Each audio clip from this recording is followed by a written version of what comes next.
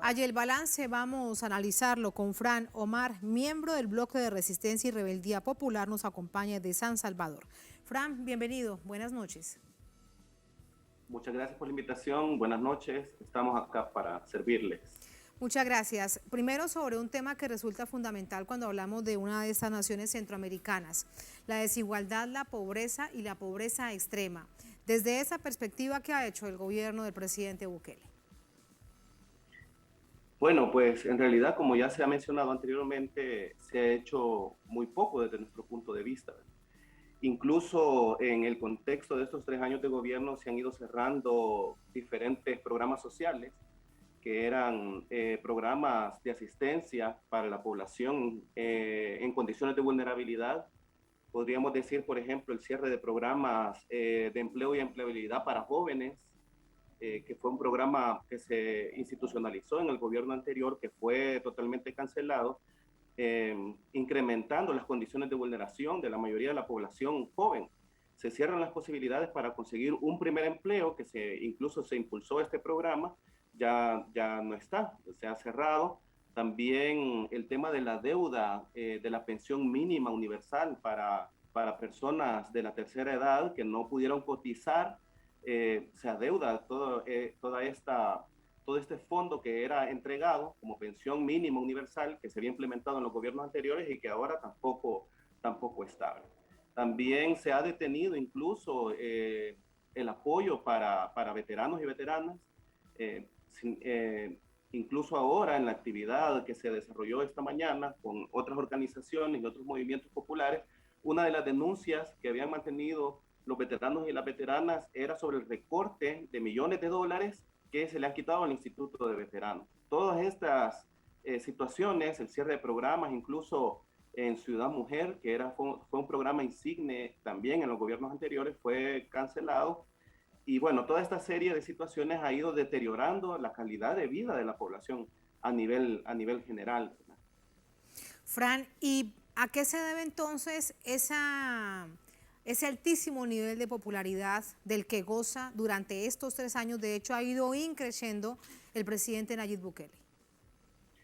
Bueno, nosotras y nosotros sostenemos desde el Bloque de Resistencia y Rebeldía Popular que, claro, la popularidad que mantiene en encuestas tiene que ver mucho con las sendas campañas publicitarias que se desarrollan en donde se invierten millones de dólares para poder presentar una sociedad salvadoreña que en realidad no existe, ¿verdad? Es una realidad virtual, podríamos decirlo así, ¿verdad? Porque hay una serie de promesas que se han ido dando en estas campañas publicitarias que ni una tan sola se ha cumplido. Es más, hemos ido en deterioro respecto a diferentes temas, como ya lo hemos mencionado, en el tema económico, en el tema de respeto a los derechos humanos, en el tema democrático, en el tema del respeto a la legalidad. Han habido una serie de retrocesos.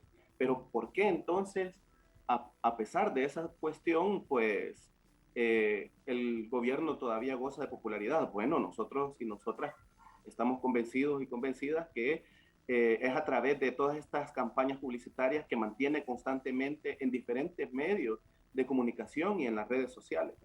Son campañas que van en la lógica, desde nuestro punto de vista, de engañar a la población. Si nosotros vemos más a profundidad respecto a diferentes situaciones que se han ido dando, la población, por ejemplo, no está de acuerdo con las capturas arbitrarias que se han estado dando en el contexto del estado de excepción. Tampoco están de acuerdo, obviamente, en el cierre de programas sociales. Sobre Incluso este no estuvieron de tema, acuerdo. Fran, sobre este tema de las detenciones, más de 36.000 detenciones en el marco del estado de excepción, quiero conocer tu análisis. Vamos a revisar primero la información al respecto. Ok. Como parte de un plan de seguridad de la nación, el estado de excepción ha sido sucesivamente renovado por la Asamblea Legislativa, luego de que el presidente Nayib Bukele lo decretara por primera vez el pasado 27 de marzo. Según el ministro de Justicia y Seguridad Pública, Gustavo Villatoro, se han realizado más de 36.000 capturas de supuestos miembros y colaboradores de pandillas, y 26.000 terroristas permanecerán en prisión mientras enfrentan el proceso judicial. El presidente Bukele detalló las condiciones en las que se encuentran algunos detenidos en los centros penitenciarios. En un total tenemos 22.000 pandilleros a los que los tenemos sin colchonetas, durmiendo en el suelo, hacinados, con 2 tiempos de comida, y en condiciones que estoy seguro que ninguno de los pandilleros que están afuera quieren ir a tener adentro. Y es importante que sepan que si se tratan de pasar de vivos, vamos a bajar de 2 tiempos a 0 tiempos de comida. Y vamos a ver cuánto tiempo dura. Además detalló sobre la acción del Plan de Seguridad, la guerra contra las pandillas, con las Fuerzas Armadas y la Policía Nacional. La Fuerza Armada tendrá 40.000 elementos. Sumado a lo que tendrá la PNC, habrá una persona brindando seguridad por cada pandillero. Así vamos a ganar esta guerra contra las pandillas, con medidas valientes. Desde que se decretó el estado de excepción, también han surgido denuncias sobre detenciones de inocentes.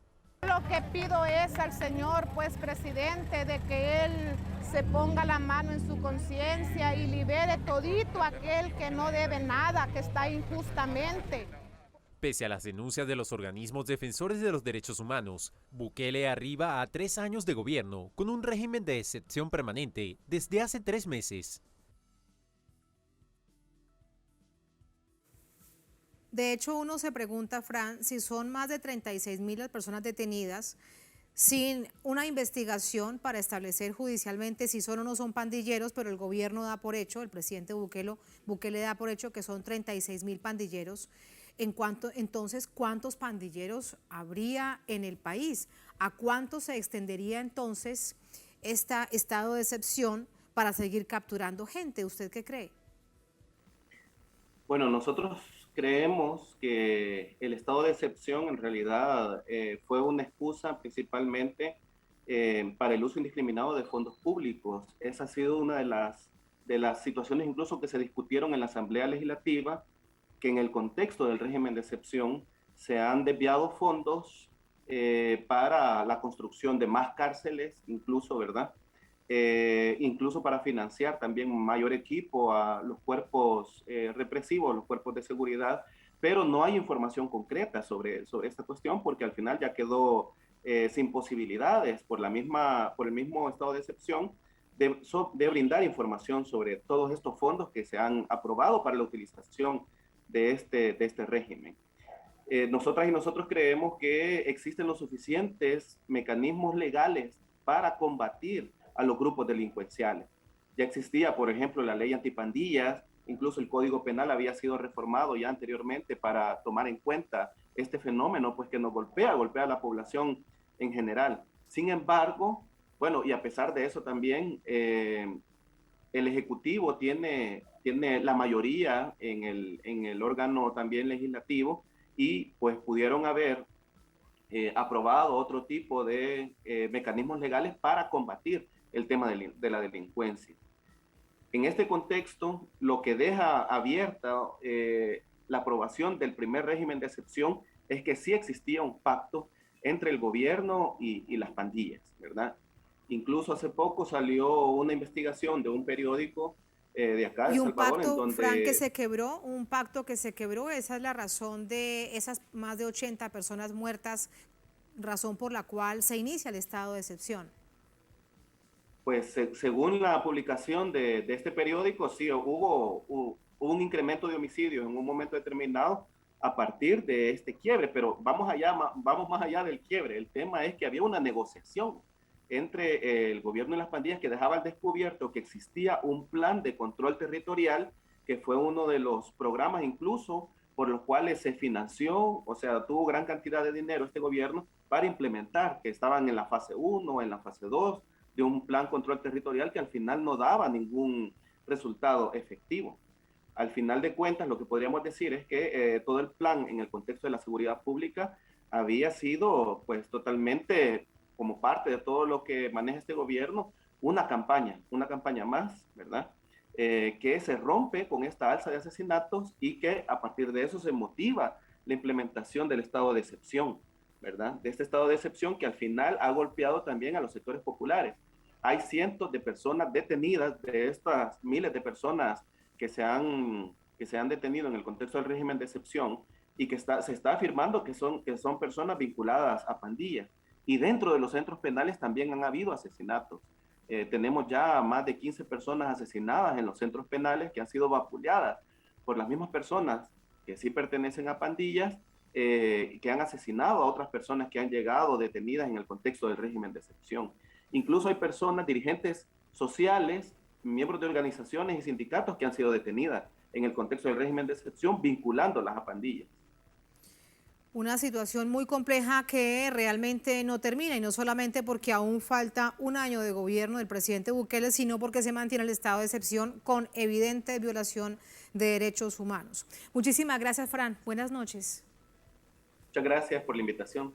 A usted muchas gracias. Gracias a ustedes por habernos acompañado. Ponemos punto final a esta emisión de Noticia. Hasta mañana. Sigan con nosotros.